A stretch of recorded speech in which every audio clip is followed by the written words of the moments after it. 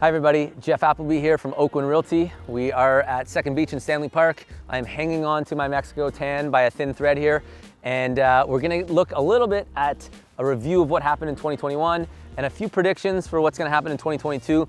Bit of a different format as it is the first update of the year. So the big headline was that sales were 33% above the 10-year average for the year of 2021.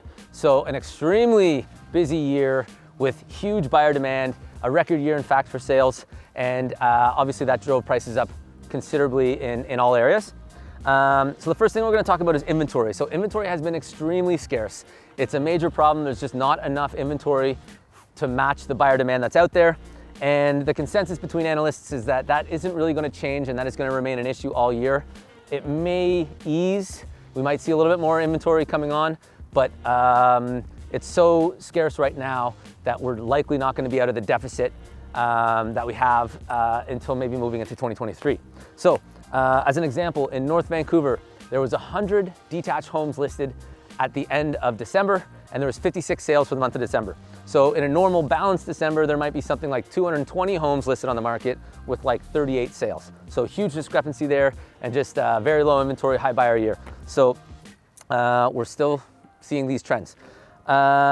Inflation is at an 18-year high, as I noted last month. The Bank of Canada is expected to raise rates pretty rapidly, multiple times this year. Low interest rates are the fuel on the fire that has been just pushing buyer demand.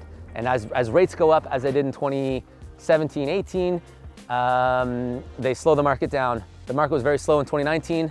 That is what we saw. So that could play out again, but it will take time.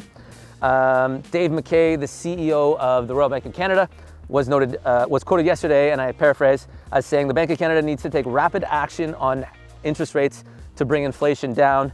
And he noted in particular the impacts that high inflation was having on the labor market and on the housing market and unaffordability. The US is also seeing super high inflation, highest they've seen since 1982. So the Fed government there, the Fed will be raising rates as well.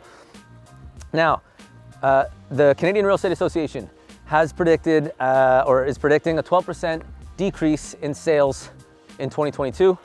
And BMO, same, they're predicting a 10 to 15% decrease in sales. But remember, we were 33% above the 10-year average. So if you do that math, it doesn't really ease the pressure all that much. So time will tell.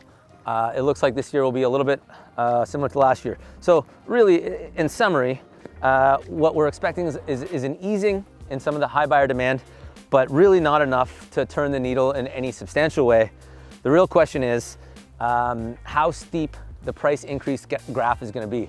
So is it gonna be like 2021, which is more like a black diamond hill, a bit more of a moderate blue square, or will it be something a little bit easier, a little bunny hill, where we see 4 to 8% price growth throughout the year?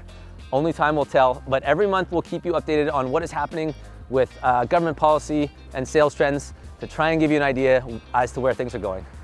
Stay dry, have a great day. We'll talk to you soon.